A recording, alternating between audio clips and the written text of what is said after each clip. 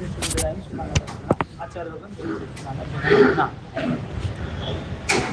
વ્યક્તિ એને પોતે લોહારની દુનિયામાં લોહારના ધંધામાં નામ કરી દીધું. એ લોહારના ધંધાની અંદર એ ખૂબ આગળ વધી ગયો હતો અને એ આગળ વધવાની પાછળ ચારે બાજુ એની ખ્યાતિ વધી ગઈ. એટલે કંઈ પણ કામ હોય લોહારીનું, એને તલવાર બનાવવાની હોય, કોઈ સાધન બનાવવાના હોય, સાંકળ બનાવવાની હોય, બધું એ જ કામ કરતું. અને એની માસ્ટરી હતી. એની પોતાની કોઈ પણ વસ્તુ બની હોય એની પાછળ એ પોતે પોતાનો માર્કો લગાવી દેતો, એટલે ખબર પડી જાય કે આ એની વસ્તુ છે. હવે સમય વ્યતીત થતો ગયો.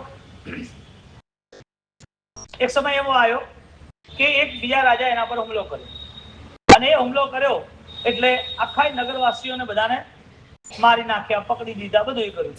એમાં આને પણ પકડી લીધો અને પકડ્યા પછી સજા આપી.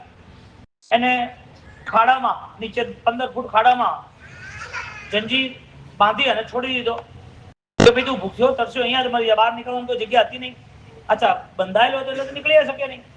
તો એને પગમાં હાથમાં જંજીરો બાંધી, એટલે કે સાંકળો બાંધી અને એને નીચે મૂકી દીધો. હવે અહીંયા એ પોતે વિચાર કરે છે કે મારે બહાર કઈ રીતે નીકળવું. હવે જંજીર છોડું તો બહાર નીકળું, કદાચ મહેનત કરું ને કંઈક ખાડાઓ ને કદાચ ખોદીને આગળ પાછળની દિવાલોમાં. પછી એ પોતે હેરાન થતા થતા બધું કરે તો છે પણ મેળ પડતો નથી. ગમે તેમ કરી અને જંજીર જે છે એ જોવે છે. થોડા ટાઈમ પછી ઘણા સમય સુધી એને ચડવાની મહેનત કરી, જંજીર ખોલવાની મહેનત કરી, પણ એ સાંકળ એને જોઈ નહીં. સાંકળ એને જોઈ અને એને અફસોસ થઈ ગયો. પછી એને નક્કી કર્યું કે બધી મહેનત મારી નિષ્ફળ છે, કારણ કે સાંકળ ઉપર એનો માર્કો લાગેલો. એ સાંકળ ઉપર એનો પોતાનો માર્કો એને બનાવેલું હતું, એટલે એનો સિમ્બોલ એને લાગેલો હતો. અને એ સિમ્બોલ લાગ્યો તો એને ખબર છે મારી બનાવેલી વસ્તુ અદ્ભુત છે અને મેં બનાવેલી આ સાંકળ હવે મારાથી પણ ખોલવાની નથી, એટલી મજબૂત છે. હવે આ એને પોતે જે સારું કાર્ય કર્યું, પણ એ સારા કાર્ય પછી પણ એ પોતે જ્યારે બંધનમાં આવ્યો ત્યારે બંધન છોડી ન શક્યો. અહીંયા અભિધાન રાજેન્દ્ર કોશ દાદા ગુરુદેવ રાયમસોજી મહારાજ 7મા ભાગના સમ્યક દર્શન જે નિશ્ચય આધારિત છે એની વાતને આગળ કરતા કહે છે કે એક વ્યક્તિ એ જો પોતે બંધન શું છે સમજી શકે તો એ બંધનને ધન ના માને, એ બંધનથી એ મુક્ત થાય. બંધનને ધન માને એનો મતલબ બંધન વધારે, એનું બંધન જે છે એ વધતું જાય, વધતું જાય, વધતું જાય. એટલે કર્મ બંધન એવો શબ્દ આપણા ત્યાં રાખ્યો છે. કર્મ બંધ એવો શબ્દ આપણા ત્યાં રાખ્યો છે કર્મની આખી રચનાઓમાં, કર્મ ફિલોસોફીમાં. તો એ બંધનની જે અવસ્થાઓ છે એ સમ્યક દર્શન વગરની છે. અને બંધન જ્યારે તૂટે છે તો સમ્યક દર્શન સાથે જ તૂટે છે. એટલે સમ્યક દર્શન જે છે એ બંધનોને તોડનાર છે. ચોથા ગુણસ્થાનકનું સમ્યક દર્શન એ 5મા ગુણસ્થાનકનું સમ્યક દર્શન જો બની જાય, જે સમ્યક દર્શન બહુમાન વાળું છે એ સમ્યક દર્શન બહુવિધ ક્રિયા વાળું જો બની જાય, જે સમ્યક દર્શન આદરવા માટે ઘણો સમય આદર્યો હતો, ઘણો સમય વ્યતીત કર્યો હતો, એવું સમ્યક દર્શન મળ્યા પછી એનો પોતાનો ભાવ વિરતિમાં પ્રવેશ કરવાનો થાય. એટલે જોવા જઈએ તો સમ્યક દર્શનની તાકાતે વધી જાય અને જોવા જઈએ તો વિરતિની તાકાતે ઘટી જાય. કોના માટે? વ્યક્તિગત પોતાના માટે. એટલે વિરતિ ધર્મની આરાધના જો કરવાની હોય અને જો સમ્યક દર્શન ના હોય તો એનો મતલબ એ સમજવાનું વિરતિ ધર્મની આરાધના એના માટે કઠિન છે.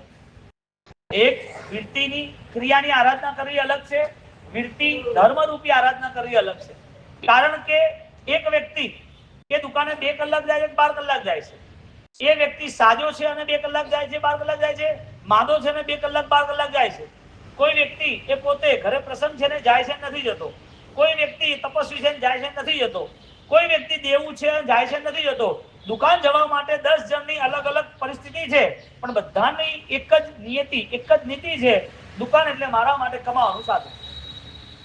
એવી રીતે ક્રિયા કોઈ પણ ગમે ત્યાંથી કરે, કોઈ પણ ધર્મનો વ્યક્તિ કોઈ પણ ક્રિયા કરે, ચાહે સનાતનથી હોય, હિન્દુ હોય, શીખ હોય, ચાહે મુસલમાન હોય, ચાહે અન્ય હોય, ચાહે જૈન કુળ હોય, કોઈ પણ હોય, જે પોતે પોતાની ક્રિયા પોતાના ધર્મને વળગીને રહ્યો છે, ધર્મ માટે તત્પરતા રાખે છે, એ ધર્મની તત્પરતા એને એક જગ્યા પર ફિક્સ લાવે છે, જેનું નામ છે પરિવર્તન. અને પરિવર્તનનું કષ્ટ ક્યારે પણ એને કષ્ટ લાગતું નથી. એટલે જ્યાં સંઘર્ષ હોય અને પરિવર્તન ના હોય તેવા સંઘર્ષ કમજોર સમજવાનો. જ્યાં ધર્મ પ્રવૃત્તિ હોય અને એ ધર્મ પ્રવૃત્તિ બહુ સરળ હોય તો સમજી લેવાનું આ ધર્મ પ્રવૃત્તિમાં દમ નથી. કારણ કે ધર્મ પ્રવૃત્તિ સરળ હોય જ નહીં. ધર્મની વ્યવસ્થા ક્યારે પણ સરળ હોતી જ નથી, અને જેને પોતે ધર્મ ગમ્યો છે એને કઠિન વસ્તુ પણ એના માટે સરળ બની જાય છે. એટલે જેને સરળતાના માધ્યમથી આગળ વધવું છે તો એ બધી જ વસ્તુ એના માટે કામની નહીં, કારણ કે તપવાના નામને તપ કહે છે. જે તપી રહ્યું છે એને તપ કહે છે. એટલે તપવામાં કાયા તપે અને તપવામાં કર્મ તપે. કર્મના બંધનો તપે એટલે ખરવા માંડે, રાખ બને એટલે ઉડી જાય. અહીંયા જ્યારે ત્રીજા સમ્યક દર્શન અને નિશ્ચયના સમ્યક દર્શન સાથે ચોથા ગુણસ્થાનકથી આગળ વધે એટલે ગુણ આધારિત બધું બહુમાન શરૂ થાય. એટલે ગુણ અને કર્મ બંને અલગ છે. સમ્યક દર્શન અને કર્મ બંને અલગ છે, કારણ કે સમ્યક દર્શનમાં ગુણોની શક્તિ વધતી જાય એટલે આગળ વધતો જાય. સમ્યક દર્શનથી આગળ વધેલો જીવ એ કર્મ ના હોય એવું ના બને, એને દુઃખ ના આવે એવું ના બને, એ જવાબદારી ના નિભાવે એવું ના બને. સમ્યક દર્શનનો ગુણ દેશવૃત્તિમાં પરિવર્તિત પામે એટલે પાંચમા ગુણસ્થાનકમાં આવે, અને પાંચમા ગુણસ્થાનકમાં આવે એટલે એ પાંચમા ગુણસ્થાનકમાં અમુક કર્મના બંધ, અમુક કર્મના ઉદય એના જીવનમાં હોય. હવે પાંચમા ગુણસ્થાનકે દેશવૃત્તિનો ઉદય છે, એટલે વૃત્તિ ધર્મ જે છે એ કસાયોની અલ્પતા છે. આજે એ પોતે પોતાના મનને એ સાચવી લે છે. એટલે કોઈ પ્રશ્ન પૂછે કે પાંચમા ગુણસ્થાનકમાં જીવન કેવું હોવું જોઈએ, તો જવાબ ક્યાંથી શરૂ કરવાનો? સમ્યક દર્શન વાળું જીવન હોવું જોઈએ, કારણ કે સમ્યક દર્શન ચોથે પાંચમે છઠ્ઠે સાતમે મોક્ષ સુધી છે, પણ મિથ્યા તો પાંચમે નથી, મિથ્યા તો ચોથે નથી, ચોથે નથી તો છઠ્ઠે સાતમે ક્યાંથી આવે? જૈન દર્શનની મૂળભૂત જે રચના છે, જૈન દર્શન જે આપણને પોતાને મૂળભૂત પ્રિન્સિપલ્સ, નીવ, જે સિદ્ધાંતો બતાવે છે એ સિદ્ધાંતો બધા ગુણ આશ્રિત છે. એટલે હવે સમજવાની વાત આવે છે, ગુણ હોય તો કર્મ હોય કે ના હોય, ગુણ હોય તો કર્મ દુઃખ આપે કે ના આપે, ગુણ હોય તો સુખ હોય એમાં વૈરાગ્ય થાય કે ના થાય, ગુણ હોય અને અનુકૂળતાઓ મળી હોય તો પણ ત્યાગવા તૈયાર થાય કે ના થાય, ગુણ હોય તો એના જીવનની અંદર એને જેટલું કંઈ મળ્યું છે એ બધામાં નીરસ વૈરાગ્ય હોય કે ના હોય. એટલે ગુણને આધારિત બધી વ્યવસ્થા બતાવી. હવે કર્મને આધારિત બતાવીએ. કર્મ હોય તો દુઃખી હોય કે ના હોય, કર્મ હોય ને ધર્મ ન હોય, કર્મ હોય ને ધર્મમાં રસ પણ ન હોય, કર્મ હોય ધર્મ પ્રવૃત્તિ પછી બી કસાય પણ હોય, કર્મ હોય અને જીવનમાં બધી પરિસ્થિતિની અંદર એ પોતે ધર્મને છોડવા તૈયાર થઈ જાય. એ ધર્મ અને કર્મ એ બેના આપણે વિભાગ કર્યા. માણસ દુકાને જાય છે નથી જતો એનો વિભાગ કરીએ, માણસ દવા લે છે નથી લેતો એનો વિભાગ કરીએ, નાનો છોકરો ભણે છે નથી ભણતો એ બંનેમાં અલગ કરીએ. તો ભણવા વાળો ન ભણવામાં ફરક શું? ધર્મ પ્રવૃત્તિ કરવા વાળો કર્મથી કરે, ધર્મ પ્રવૃત્તિ કરવા વાળો ગુણથી કરે, બંનેમાં ફરક શું? બંને ફરક લાગે ને. એક વ્યક્તિને એવું થાય કે મારા ઘરે લગ્ન છે પણ મારે ખર્ચો ઘણો નથી કરવો, મારે વધારે ખર્ચા વાળા આભૂષણો નથી પહેરવા, તો શું નક્કી કરે કે આપણે અત્યારે હવે ડુપ્લિકેટ હીરો આવ્યો એ જ પહેરી લઈએ કે સીવીડી નામના આભૂષણ બનાવી દઈએ. કારણ કે સીવીડી જ્યારે ખબર પડશે ને કે 15 વર્ષ પહેલા લીધેલું હતું તેને એમ થાય કે 10 લાખનું મેં લીધું, આ તો ખાલી 10,000 નું થાય. એટલે 10 લાખ ને 10,000 ના બંને જે આભૂષણો છે, બંને જે ડિઝાઇનો છે સેમ લાગે. એટલે એ એમ વિચાર કરે કે ઘરે પ્રસંગ છે તો મારે મારા માપ પ્રમાણે આભૂષણ બનાવવું છે, તો એ કયું બનાવે? સીવીડી વાળું બનાવે કે ઓરિજિનલ નું બનાવે? એટલે 15 લાખનું આભૂષણ બનાવે કે 15,000 નું બનાવે? લાગે તો સેમ જ છે, બંને હીરા સેમ લાગે છે.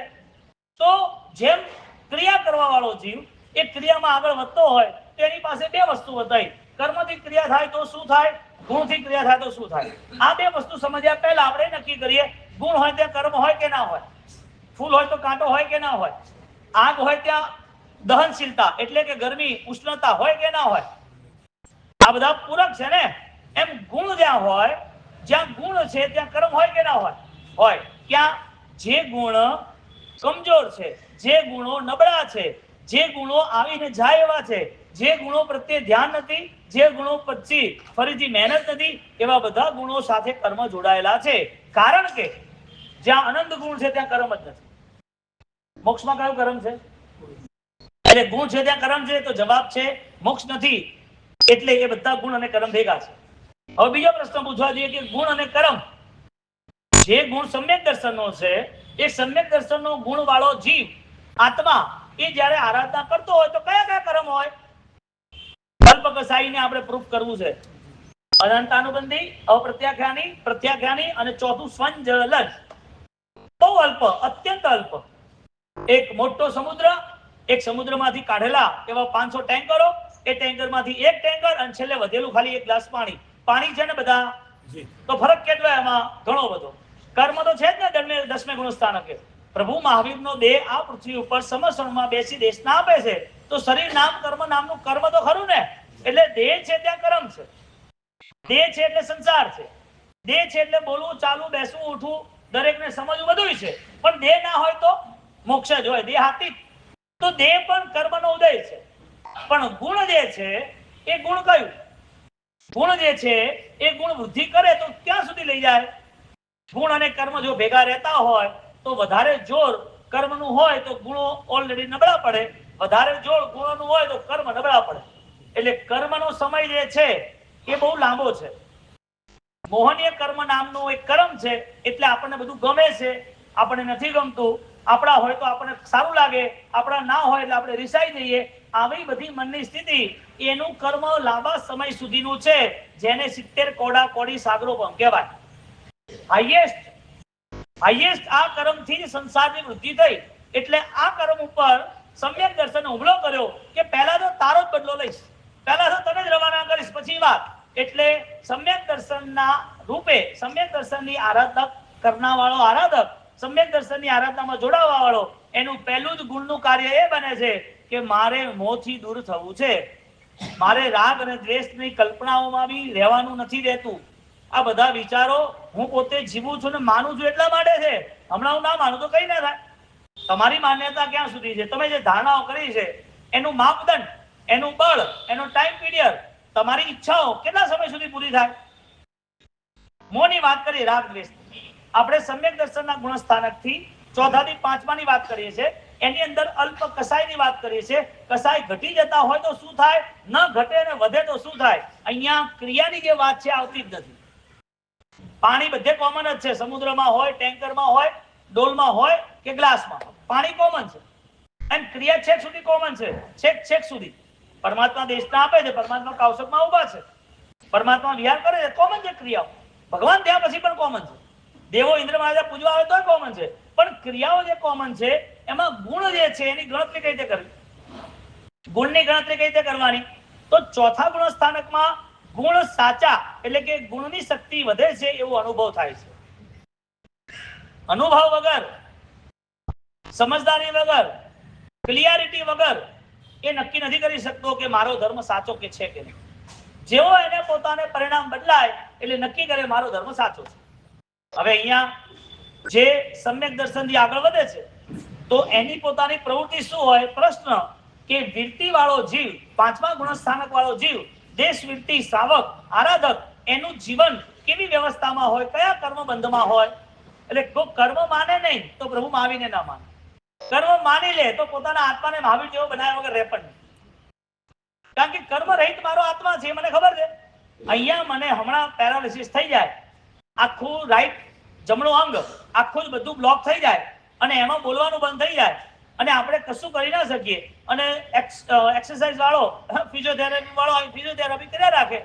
ઘરમાં જે કંઈ થાય છે એમાં હવે તમારો રોલ કેટલો? નથી બોલી શકતા, જોઈ શકો જરૂરી, બોલી કઈ શકતા નથી, જમણો હાથ કામ નથી કરતો, લખી શકવાના છો નહીં, બોલવાના છો નહીં, જોઈ રહ્યા છો. એ બધું જે થઈ રહ્યું છે હવે તમારો રોલ કેટલો? એટલે નહીં થાય પેરાલિસિસ, એડમિટ નહીં થવાય, આઈસીયુમાં નહીં જવાય, ક્યારે કોઈ અંદરના બોડીના ઓર્ગન કિડની ફેલ થાય, ડાયાલિસિસો નહીં થાય. આ બધું ન થતું હોય તો ઇન્વોલ્વ જેટલા થવું એટલું થવાનું, જેટલો મોહ ભરેલો રાખો એટલો રાખવાનો, જેટલી આપણે લપજણો પલોજણો ઊભી કરવી એટલી કરતા રહેવાનું, જેટલાય આપણે ઇન્વોલ્વ થઈ અને આપણે દરેકને સલાહ સૂચના આપતા રહેવી તો આપતા રહેવાનું. આપણે પોતે જેટલી બી બાહ્ય ઈચ્છાઓથી જે કંઈ કરવું એ કરતા રહેવું. શરત એટલી છે, આમાં ગુણ નથી. શરત એ છે કે જૈન દર્શન મળવાનું નથી.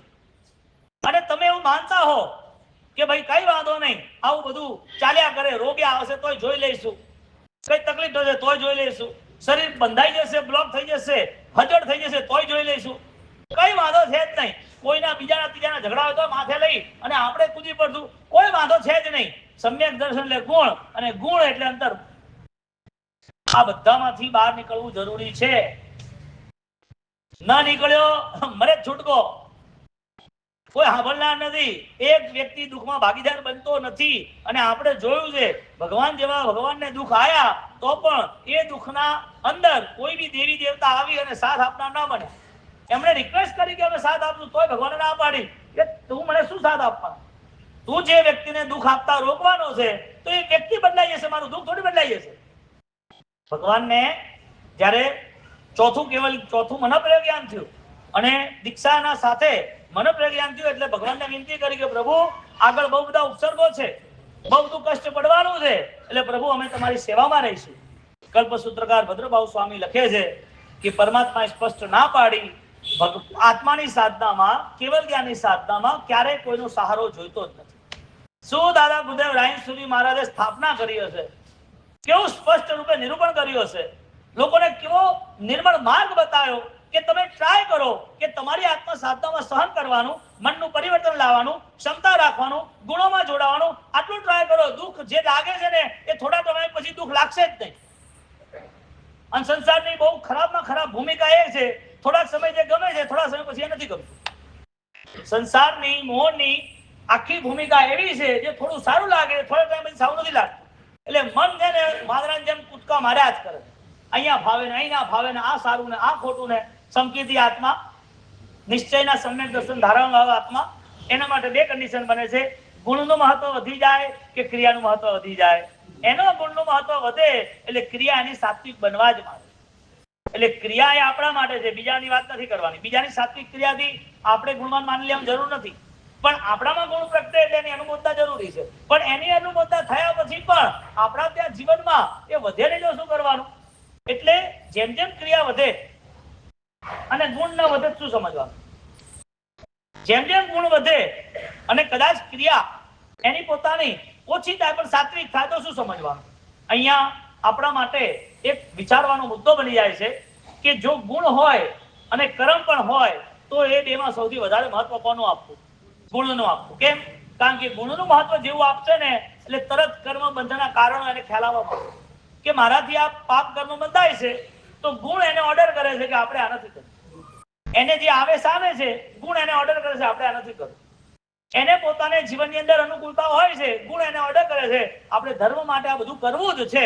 એટલે ઘરની અંદર બધી અનુકૂળતા હોય, ખાવા પીવાની સામગ્રી હોય, રહેવા કરવાનું બધું સાત્વિક હોય, છતાં પણ એના અંતર્મનથી એવું થાય છે કે ધર્મ માટે આપણે બધી વસ્તુ કરવી. એટલે તપ પણ એને ઈઝી થઈ જાય, એને ત્યાગ ઈઝી થઈ જાય, એને પોતાને પૌષધ સંથારો, એને પોતાને પચખાણ, એની આરાધના બધી ઈઝી થઈ જાય. કોણ કરાવે આ બધું? કર્મ કરાવે કે ગુણ કરાવે? એટલે સમજણ અને ગુણ બે અલગ છે. વિચાર અને ગુણ બે અલગ પડે, ડિફરન્સ છે. કારણ કે વિચાર એ બદલાતા રહે છે, ગુણમાં જેવો પ્રવેશ કરે એટલે એ ગુણ એના માટે એક સ્વાનુભવ, એક સંસ્કાર, એક પ્રેક્ટિસના કારણે પરફેક્શન આવે છે. એ પ્રેક્ટિસનું એનું પરફેક્શન આવે છે. જે નાના છોકરા સાયકલ ચલાવતા પડી ગયા હોય, એને 2 વર્ષ પછી તમે સાયકલ સ્પીડમાં ચલાવતો હોય અથવા એક્ટિવા ચલાવતો હોય ત્યારે એને પૂછો કે તને કઈ રીતે આવડ્યું? આટલું બધું તું તો પડી જતો હતો, 10 વાર તો તને વાગ્યું છે. તો જે પડ્યો હોય છોડે છે ત્યારે? પડ્યા પછી શીખ્યા પછી એને ડર રહે છે પડવાનો? કેમ? પ્રેક્ટિસ. ગુણ વસ્તુ એવી છે, એની પ્રેક્ટિસ એવી થતી જાય કે એ પ્રેક્ટિસના કારણે હવે એને પોતાને 5મા ગુણ સ્થાનક વર્તી, દેશ વીરતી વર્તી, જે વીરતીનો પરિણામ આવ્યો છે એ વીરતીના પરિણામમાં કર્મ બંધ બહુ ઓછા થઈ જાય. એટલે કર્મ બંધનું જે કારણ છે એ શોધી લે, જેનાથી કર્મો એ મને પૂર્વના ભવોમાં સતાયો છે એ કારણ એને મળી ગયું. એટલે જૈન ધર્મના અનુષ્ઠાન જે આદરે, જે આત્મલક્ષી અનુષ્ઠાનમાં જે પ્રવેશ કરે એના માટે ગુણ એ કેન્દ્રવર્તી બની જાય. ગુણ માટે જે થતું હોય મારે કરવાનું. એટલે દ્રવ્ય ગુણ પર્યાયના રાસનો પ્રારંભ થાય. તમે 10,000 ગાથા ભણો ને, 10,000 ગાથા, એના પછી દ્રવ્ય ગુણ પર્યાય ભણવાની વાત આવે છે. 10,000 ગાથાઓ પછી એ દ્રવ્ય ગુણ પર્યાયની ઓલરેડી જે 16 ઢાળો છે એની અંદર એક કાઉન્ટ કરી, એક યુનિટ, ઢાળ એટલે યુનિટ, એમાં 15, 20, 25, 25, 30 ગાથાઓ છે. એમાં શરૂઆત કરે છે કે તમારે એન્ટર થવું હોય, આ ગ્રંથ ભણવો હોય તો પહેલા તો આટલી ગાથા, 10,000 જેટલી ગાથાઓનો સ્વાધ્યાય, એની મેમરી, એને સમજવાનું, અને એ સમજી સ્થિરતા લાયા પછી દ્રવ્ય ગુણ પર્યાયમાં પ્રવેશ કરજો. એ દ્રવ્ય ગુણ પર્યાયમાં પ્રવેશ કરવા માટે સ્ટાર્ટિંગમાં એને ઓલરેડી સિગ્નલ બતાવી દો એ યોગે જો લાગે રંગ, આવો શબ્દ આપે છે. સદગુરુ પાસે મેં શીખ્યું, આવો શબ્દ આપી દે છે. એ યોગે જો લાગે રંગ, દ્રવ્ય તરુ જે ગુણનું ભાજન.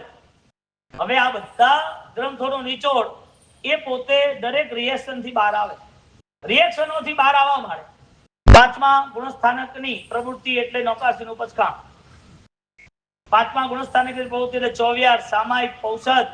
પાંચમાંથી આગળ જાય, છઠ્ઠે તો સાધુ એ બની જાય. આ બધામાં ગુણ ના હોય તો ના ચાલે. એટલે ક્રિયા હોય અને ગુણ ના હોય તો સૌથી વધારે નુકસાન તમને કે શાસનને? સૌથી વધારે નુકસાન કોને? ગુણ ના હોય અને ખાલી કર્મ હોય તો. કર્મ એટલે ક્રિયા, કર્મ એટલે પ્રવૃત્તિ.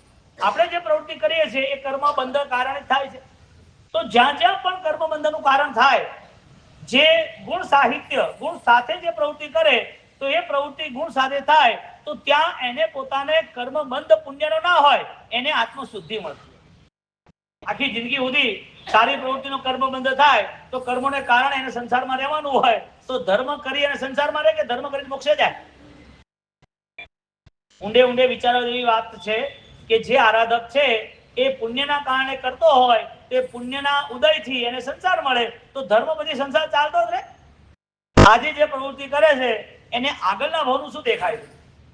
આજે જે અનુષ્ઠાન કરે છે એનું ભવિષ્ય શું દેખાય છે?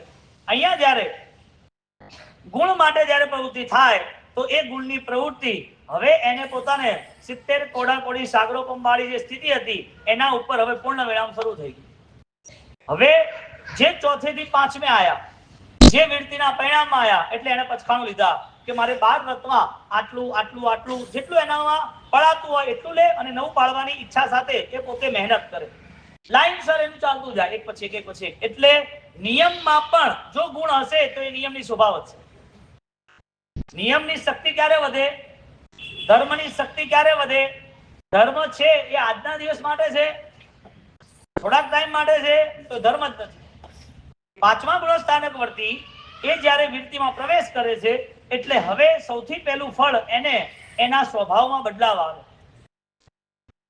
નાનો નાનો બદલાવ કરે. આજે એક નિયમ પાળવો છે, કાલે બીજો નિયમ પાળીશ, 21 દિવસના 21 નિયમ પાળે. આગળ વધતા વધતા 6 મહિના થાય તો બધા નિયમ પાળતા પાળતા થોડા આગા પાછા થતા થતા એ નિયમ પાળવાની જે જાગૃતિ છે એ જાગૃતિ એને સ્થિર કરે કે ના કરે? હવે આમ જોવા જાવ તો આપણે એવા બાહુબલી છીએ ને, આપણે કંઈક બોલે એની રાહ જોઈએ આપણે, પછી તડકો ભડકો ચાલુ થઈ જાય, તડાકા ભડાકા ચાલુ થઈ જાય. કોઈએ કંઈ કીધું હોય ને આપણે તરત જવાબ તૈયાર જ હોય બધા. આ બધી હોશિયારી કામની ખરી? કોઈ આપણને એમ કે તમારે આ નતું કરવા જેવું, મને ખબર છે તું કેવો છે, તારી વાત કહું, બસ 1 મિનિટમાં બધું આખે આખું વ્રતનું જીવન જે હતું એમાં કોઈ લેવા દેવા નહીં. જે આરાધનાઓ થઈ હતી જીવની એ જીવે કોઈ એવું અમૃતપાન કર્યું જ નહીં. જે ભાવ હતા વીરતીના, ક્યાં પરમાત્માએ બતાવેલી આવી સરસ મજાની પાંચમા ગુણસ્થાનકની આરાધના, અને એ આરાધના જે ગુણવાળોને ગમતી હોય એ ગુણવાન વાળો આત્મા નાની નાની વસ્તુઓની અંદર એ અટવાઈ જાય. એને જમવા બેઠો અને જમવાની અંદર આ બરોબર નથી, મારે નથી ખાવું ને, હવે બનાવવાનું નહીં મારા માટે, આજે પણ બનાવવાનું નહીં. આટલી નાની વાત. બહાર નીકળીએ અને જોઈએ ફૂટપાથ પર જેને ખાવા નથી મળ્યું, એને જે જૂઠું ખાય છે, એને જેને વરસાદની અંદર હેરાન થઈ અને ખાવા શોધવા જાય નહીં મળે ને એ ઠંડીની અંદર પાણી અંદર હોઈ જવું પડે, એક પણ ફરિયાદ થાય એ પહેલા પૂર્વનું બધું કર્મ યાદ રાખવાનું. એટલે જે વ્યક્તિઓને રિએક્શન થાય ને એ બધા અનનોન પર્સન, આપણી ભાષામાં ચોખ્ખી ભાષામાં ડફોળ, અને એ પોતે પોતાને ડફોળ ના માલે એટલે હજી વધારે આગળ કહેવા જઈએ તો બહુ ડાયા. તો ડાયા નથી કહેતો, તમે બોલ્યા. હકીકતમાં આપણે આપણા પોતાના નેચરને બહુ ચેક કરવા જેવો છે. નાની નાની વસ્તુને લઈને, બહુ સામાન્ય વસ્તુ લઈ, ફ્લેટની નીચે ઉતરવાનું હોય અને ઉતરતાની અંદર કોઈ તમારી ગાડીની બાજુમાં ગાડી અડાડી દીધી હોય તો એ ગાડીને લાત મારવા જાય, એના કાચ પલટી નાખે, એની બ્રેકો દબાઈ કઈક ઊંચું નીચું કરી નાખે. એના મનની અંદર આટલું બધું ચાલે છે, કોના પ્રભાવે આ બધું થાય છે? કોના પ્રભાવે? વીરતીનો પ્રભાવ જ નહીં, પચખંડનો પ્રભાવ નહીં, સમ્યક દર્શનનો કોઈ પ્રભાવ જ નહીં. જે સમ્યક દર્શન દાદા પુત્ર રાયણ સુરી મહારાજ આટલું ઘૂટી ઘૂટીને લખ્યું, છેલ્લે 7મા ભાગમાં 6 ભાગ સુધી ઓલરેડી 4 લાખ શ્લોક સુધી એમણે એટલું કેટલું ઘૂટ્યું હશે, અને એ ઘૂટી ઘૂટી એ ભાવોને અહીંયા રજૂ કર્યા. આપણને એ ભાવોનો સદભાવ જ નહીં. બદલાવ આવે તો કોણ ક્યાંથી આવે ને કોણ લાવે? આવી તો 1000 વસ્તુ દિવસની છે, એક બે ની 1000 વસ્તુ, 1000 વસ્તુ છે. અને આ બધું તો ડાયરેક્ટ થઈ રહ્યું છે, ઇનડાયરેક્ટલી મનની અંદર ઇનડાયરેક્ટલી માણસ જોયો હોય ને 15 વર્ષે એટલે 15 વર્ષની આખી ફિલ્મ બહાર આવી જાય. કોઈ માણસને જોયો હોય 15 વર્ષ ત્યારે તો 15 વર્ષ પહેલા એને શું ઘટના ઘટી હતી, એ કેવો છે, શું છે, એ કેવો ખોટો છે, બધું બહાર આવી જાય. સારું તો આવતું જ નથી. એ સારો હોય તો પણ સારું નથી આવતું. હવે આખી માનસિક સ્થિતિ આપણી આવી ઘડાયેલી હોય અને આપણે પછી ભગવાન જોડે માંગણી કરીએ કે પ્રભુ મને આશીર્વાદ આપજે, પ્રભુ મારી પ્રાર્થના સાંભળજે, પ્રભુ હું તારી આરાધના કરું છું, મને સુખ શાંતિ આપજે. ભક્તિ કરે ત્યાં તો ડાયો થઈ જાય છે. ભગવાન જોડે ઉભા રહે, પૂજા કરે, માળા જાપ કરે ત્યારે તો બહુ સારા ભાવ આવે છે. 5મા ગુણ સ્થાનકની અંદર ભાવોને લગાતાર કેમ સાચવવા એના માટે સમ્યક દર્શન આધારિત વિરતી બતાવી. આખે ને આખી એક ફોજ એ મોટા કર્નલના, બ્રિગેડિયરના, સૈનિકના નિયમને પાળે ત્યારે એ ફોજ એ બધું જીતી જાય છે. એ ફોજ નિયમ ના પાળે એટલે બધું વિખેરવાળો થઈ જાય. એટલે ગમે ત્યારે કોઈ ફૂટીએ જાય, કોઈ ધ્યાન ના આપે અને દુશ્મનો ચડાઈ કરે એટલે થોડા 1000 હોય ને શક્તિશાળી માણસો ને 10,000 તો 10,000 હારી જાય. ક્રિયાઓ ઘણી હોય પણ ક્રિયાઓમાં ચંચળતા, અનુષ્ઠાનો બહુ ગમતા હોય પણ ગુણો ગમતા નથી. ક્રિયા માટે તત્પર હોય, દોડીને ભાગતા આવીએ પણ એ ક્રિયા પછી આપણામાં રિએક્શનો આપણને દેખાતા જ નથી. એટલે જનરલી જોવા જઈશું ને તો દરેક વ્યક્તિ પોતાની સ્વપ્રશંસામાં આગળ વધે અને પર દર્શન દોષનું, પરદોષ દર્શનની અંદર આગળ વધે. બે વસ્તુ કોમન બની ગઈ, સ્વગુણ દર્શન, પરદોષ દર્શન. પોતાના ગુણો એટલે પોતાની સારાઈ હોય ને એને રજૂ કરતા રહેવા અને બીજાની જે ખોટી વસ્તુ છે એને મનમાં રાખતા રહેવાનું. અહીંયા ચોથું ગુણ સ્થાનક આવતું જ નથી. અહીંયા નિશ્ચયનું સમ્યક દર્શન આવતું જ નથી. એટલે સમ્યક દર્શનની વાતો રૂઢી રૂપાળી સારી લાગે સાંભળવાની. શોરૂમમાં જાય અને કોઈ આભૂષણ જોવે અને 5 લાખનું હોય, ડાયમંડની જ્વેલરી હોય, 5-5 લાખના 10 પીસ 15 પીસ બતાવે તો જોવે, ગમે, ફોટો લે, મૂકે, કેવું છે, શું છે. પૈસા ના આવે તો શું કરવાનું? ગમે તેટલું ગમાડે ને. આભૂષણ ગમે તેટલા સારા હોય, ડિઝાઇન ગમે તેટલી સારી હોય, ગમે તેટલું મોંઘું હોય, પણ આપણને ગમે એટલે શું આપણું થઈ જાય? ક્રિયા સારી હોય અને એ ક્રિયા ગમે એટલે ક્રિયા શું ઉપકારી થઈ જાય? ના થાય. ખબર કઈ રીતે પડે કે આ ક્રિયા અમને ઉપકારી થઈ છે? ખબર કઈ રીતે પડે કે આ ક્રિયા કરી એ સાચી છે? જ્ઞાનીનો જવાબ છે સર્વ પાપોપણા ક્ષણો. એ સર્વ પાપોનો નાશ કરવા માટે આ કરે અને એ પાપોના નાશની શરૂઆત એ પોતાના દોષક્ષયથી કરે અને દોષક્ષય થવા માંડે એટલે નિયમ બની ગયો કે આ જગતની અંદર જેટલું સારું છે એ બધું મારા માટે ઓલરેડી વંદનીય છે, પૂજનીય છે, અનુમોદનીય છે. અનુમોદના કરતા થાકે નહીં. સારું જ જોવે, ખરાબ હોય તોય સારું જ જોવે, ખોટું થયું હોય તો સારું જ બોલે. ઘરની અંદર 4-5 વર્ષ થઈ ગયા હોય અને 4-5 વર્ષની અંદર ક્યારેક સાસુ વહુને બોલવાનું થતું હોય અને એ બોલવાની અંદર જો ફરક પડી જાય પ્રેમમાં તો પછી બોલાયેલું અલગ હોય. જો પ્રેમમાં ફરક વધવાનો હોય તો બોલાયેલું અલગ હોય. એને પોતે ક્યાંક કોક કાચ ની બરણીની અંદર અનાજ રાખ્યું હોય, કઈ વસ્તુ સાકર રાખી હોય અને એ પડી ગઈ ને તૂટી ગઈ અને નીચે પડી ગઈ સાકર બધી જ.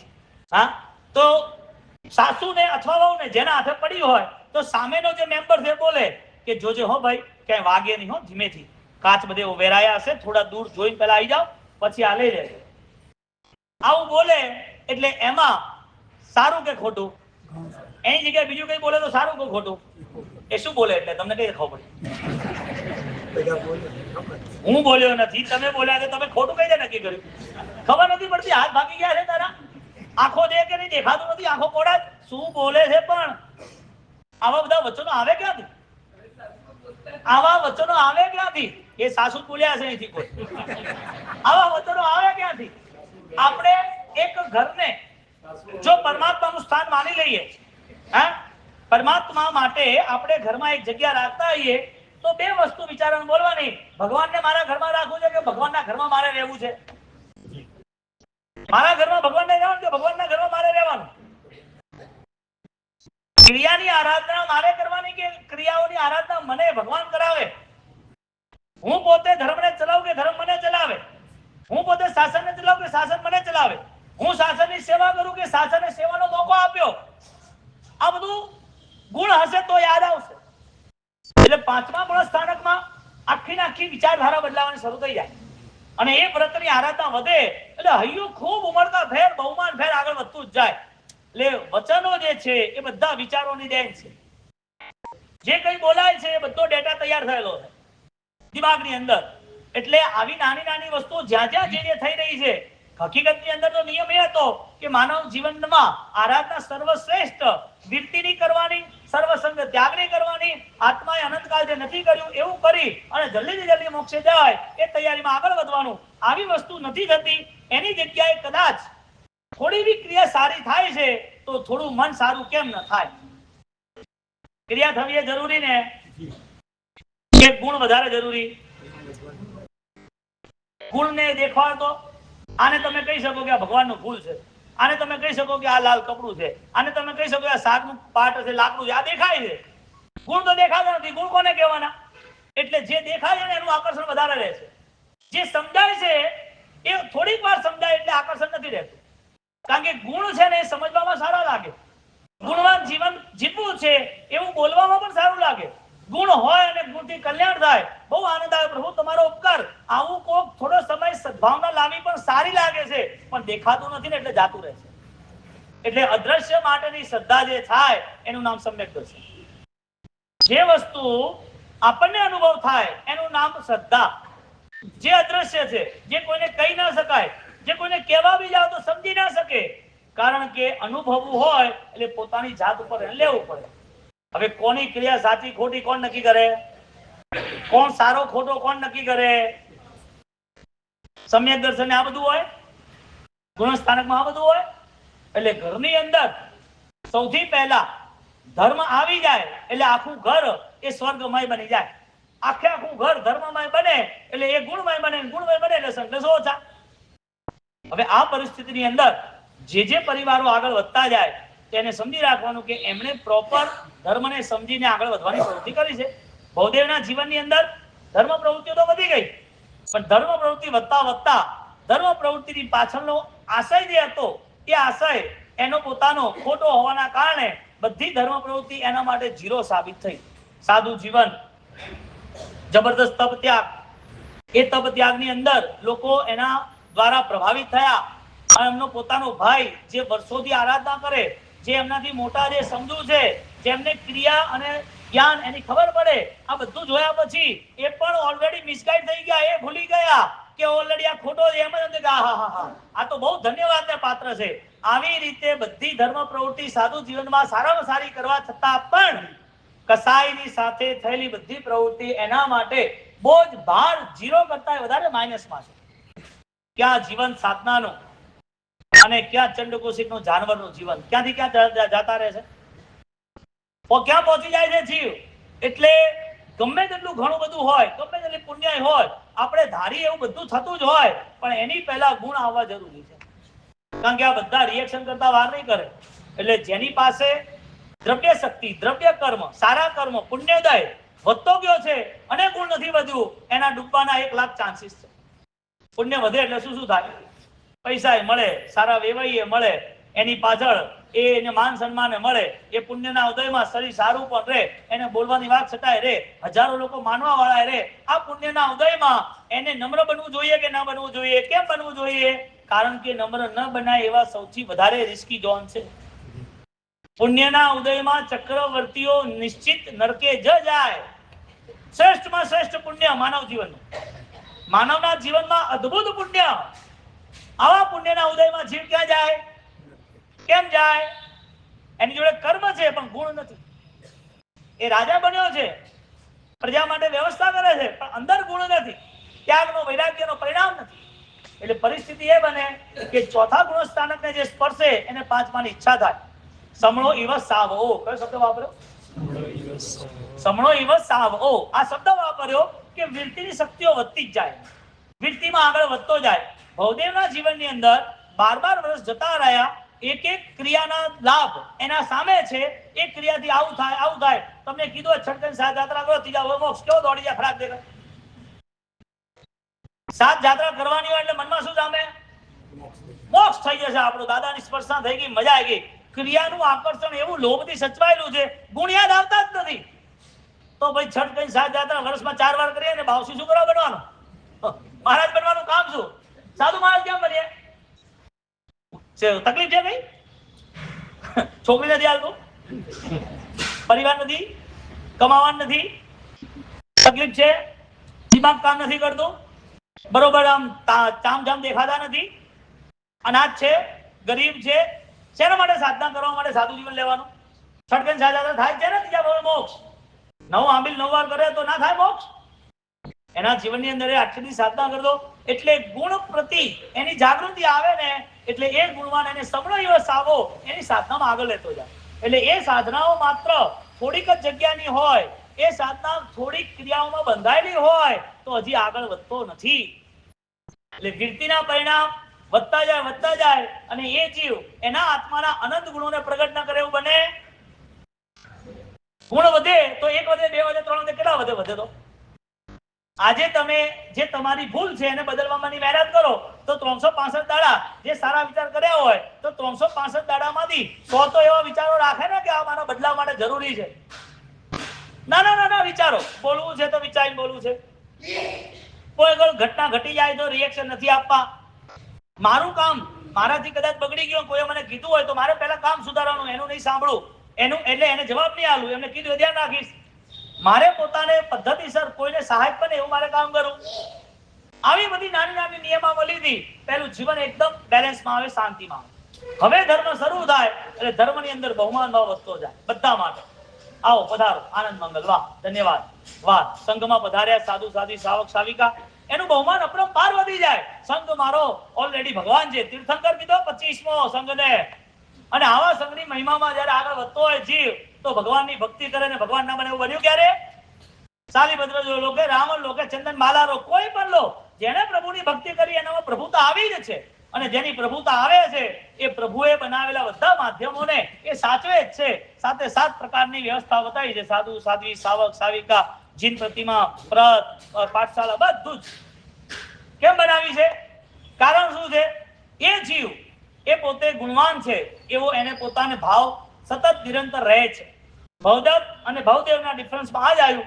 એ ક્રિયામાં ઓલરેડી મિસગાઈડ થઈ ગયા અને ક્રિયા કરતા કરતા એને નક્કી કર્યું હતું કે મારી નાગીલા કેવી હશે. ખાવા બેસે તો વિચાર કરે શું ખાતી હશે. એ પોતે ક્યાં ચાલે તો કે એ જતી હશે, ક્યાં જતી હશે, કોની જોડે જતી હશે. એ પોતે ધ્યાન કરતા હોય તો કે એને મારું ધ્યાન થતું હશે કે. એટલે અમારા આત્મા હોય, ભગવાનનું નામ બોલાતું હોટેથી પણ ઠેકાણે બીજે હોય, મગજ ક્યાં ભમતું હોય. તમે તો બધા વ્યવસ્થિત માળા ગણતા હશો, કાલે સૂચના કરી હતી એ પ્રમાણે. પણ કહેવાનો મતલબ કે એ પોતે આવી વ્યવસ્થામાં જાય તો એ વખતે એનું મન જે થાય, જ્ઞાનીઓએ આવા મનને શું કીધું છે? શાસ્ત્રકાર આવા મનને ના પાડે છે કે આવી રીતની ક્રિયા કરી આરાધના કરવી, એના કરતા સમજી અને આરાધના કરવી. સમજીને આરાધના કરો. નાનું બાળક છે એનાથી આસાદના દેરાસરમાં થાય છે ને, એ પોતે 2 વર્ષનું છે, એની મમ્મી શાંતિથી ચૈતન્ય કરે, પેલો આગળ જઈને મીઠાઈ કે ફ્રૂટ કે ચોખા ખાઈ લે. એને એ બી નથી ખબર એટલે દીવાને હાથે લગાવી દે, પછી રોવે એટલે ખાવો પડે. પછી પેલીની બધું ચૈતન્ય છોકરો થઈ જાય, ભગવાન ના રહે. એની મારું ચૈતન્ય બધું છોકરો જ થાય, ભગવાન ના બને. એટલે અડધા ચૈતન્ય ઉભી થાય, એ દાજ્યો હોય, આજુબાજુ ઘી લગાવે, પાણી લગાવે, ગમે તેમ એને સેટિંગ કરે. આસાદના નાનું બાળક 2 વર્ષનું કરતું હોય અજાણપણામાં, પણ જે જાણે અને આસાદના કરતો હોય તો કાદો બધી નક્કી કરે મને કઈ ખબર નથી તો એને બીજાને સલાહ સૂચના આપવાની ઓછી કરવી પડે. અહીંયા શાસ્ત્રકાર આખા શાસનના સાર રૂપે આપણને દેશવૃત્તિમાં પ્રવેશ કરવાની આપણને એક વ્યવસ્થા બતાવે છે કે દેશવૃત્તિમાં પ્રવેશ કરવો હોય એટલે મનના સ્વભાવને બદલવો જ પડે. હવે લાવો રિએક્શન. નુકસાન બી થાય ને તો એની સ્થિરતા હોય. એ કે નફામાં નુકસાન થાય તોય ચાલે, મારે નુકસાનમાં નુકસાન થયું છે તો મારાથી અધિક કેટલા થયું છે એ બી મારે ચાલે, કારણ કે નુકસાન પૈસાનું થયું છે, નુકસાન બુદ્ધિનું નથી થયું. એટલે આજે મને કદાચ 2, 5, 15 લાખનું કે કરોડનું નુકસાન થઈ બી ગયું હોય તો પૈસો ગયો છે, બુદ્ધિ નથી ગઈ. હવે પાછો કમાઈ લઈશ, આટલી ક્ષમતા 4થા 5મા ગુણસ્થાનકમાં હોય. હવે આખો દાડો રોજ કરે, કઈ થતું નથી, કઈ ચાલતું નથી, કેમ થશે? તું બોલ્યા કર, તારા બોલવાથી બદલાતું હોય તો. અશાંત મન આ બધી વાતોથી વધારે હેરાન થાય. એટલે ગુણ ક્યાં આવ્યો? અશાંત મન રહ્યું તો કીર્તિનો પરિણામ હતો ક્યાં ગયો? એટલે એને વીરતી આવે ને, વીરતી સમ્યક દર્શન સાથેની સ્પર્શના કરે ને, એટલે બધી ઘટનામાં રસ્તો કાઢે, સોલ્યુશન, સમાધાન એની પાસે હોય. કે રિએક્શન ના હોય, સમાધાન કે કઈ રીતે કરવું છે. કોઈના પ્રત્યે પણ દુર્ભાવ વખતે કોઈ પણ ઘટનાઓથી એને પોતાને પ્રોબ્લેમ ઊભા ન થાય એની એની તૈયારી. તો તમારા કહેવાથી બધું થતું હોય તો કર્મનો કોઈ રોલ નહીં ને. એટલે આપણે અહીંયા ભૂમિકા તૈયાર કરવાની કે ભવદેવ મુનિ જ્યારે 12 વર્ષ વ્યતીત થાય અને 12 વર્ષ સુધી એને દરેક જગ્યાએ સૂતા ઉઠતા બેઠતા ખાતા પીતા દરેક જગ્યાએ એક જ વિચાર આવે, મારી નાગેલા કેવી હશે. અને એ વિચારો પાછળ એને બહુ ભયંકર એક નવો વિચાર કરી નાખ્યો. એને પોતે ખૂની ખેલ રમી લીધો. એ વિચાર હતો કે મારો ભાઈ ક્યારે મરે, કારણ કે એને દુઃખ લાગે અને મારે એને છોડીને જવું નથી. ભાઈ છે એટલે સેવા પૂરેપૂરી કરે, એ ભાઈ છે એટલે સેવા પૂરેપૂરી કરે છે. ભાઈને એક આંચ પણ આવવા દેતા નથી. ભાઈ માટે આનંદ આનંદ, ભાઈની પ્રસન્નતા વધે એવું બધું જ કર્યા કરે છે. પણ મનમાં એક જ વસ્તુ ચાલે, ક્યારે આને ખતમ થાય ને હું નીકળું. સેવા સાચી કે ખોટી? સેવા સાચી ક્યારે બને? સાચો ભાવ હોય એટલે બને. એટલે મિથ્યાત્વ ગુણ સ્થાનક ક્રિયા હોય એ વખતે વિચાર અલગ હોય, સમ્યક દર્શનની ક્રિયા વ્યક્ત અલગ હોય. આપણે સ્ટાર્ટિંગની અંદર જ 2 દિવસ પહેલા જ આ ભૂમિકા તૈયાર કરી કે નુકસાન હોય ને જમો ત્યારે મન અલગ, ક્રિયા અલગ. ઘરે લગ્ન હોય, જમો, મન અલગ, ક્રિયા અલગ. નાનો દીકરો જે છે એને ક્રિકેટ રમવા જવું છે, એ ખાતો નથી, એની મમ્મી બોલ બોલ કરે, એનું મન અલગ, એની ક્રિયા અલગ. બધું વસ્તુ 2 રોલમાં ચાલી રહ્યું છે. એ 2 રોલમાં એ વ્યવહારિક ચાલે, ધર્મમાં ના ચાલે, સચ્ચાઈમાં ના ચાલે. સચ્ચાઈમાં જે ભાવ છે, જે અમારે પક્ષી સૂત્રની અંદર આવે છે તે ભાવે સત્યહામી પત્તેમી રોએમી ફાસેમી અનુપાલેમી, આવો શબ્દ આવે, પાલેમી અનુપાલેમી, આવો શબ્દ આવે છે કે આ પ્રકારે આગળ વધવું. હવે આવી સાધનાઓના રંગ ચડ્યા પછી એનો આનંદ અપરંપાર રહે. એટલે ભવદેવ મુનિ જે આ વિચાર કરે છે મારો ભાઈ મરે, અને એના પાછળ એની શું સાદિશો છે આપણે અવસરે જોઈશું. વિતરાગાત્મા ઇચ્છામિ દુક્કડમ. એ મારા સાહેબને લોચ થયા